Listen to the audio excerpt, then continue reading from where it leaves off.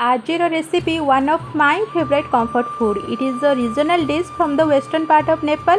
यही side dish गरम भात रे गोले गोले खाइले बहुत बढ़िया लगे। बेसी किसी तो इंग्रेडिएंट्स दरकार नहीं, बस घरे जदि आलू पियाज दही अच्छी ताहले जानतु ए रेसिपीटा रेडी हो ताहले एबे प्रस्तुति प्रणाली आड़ को जीवा। जेतिकी खाइबे सेतिकी आलू काटिकुटी धोई धाई सिझाई दबा।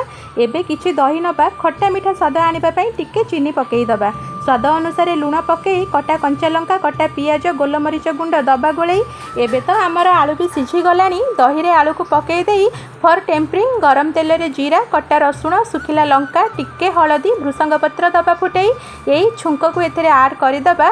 सत कहूँ यार बास्नार पेट पूरी जीव अधा। खाली वीडियो देखिले हबनी मो रेसिपीटा को ट्राए करी मतामत दबा को भी अनुरोध। आउ हाँ सब्सक्राइब करने को जमती न भूलिए। जय जगन्नाथ।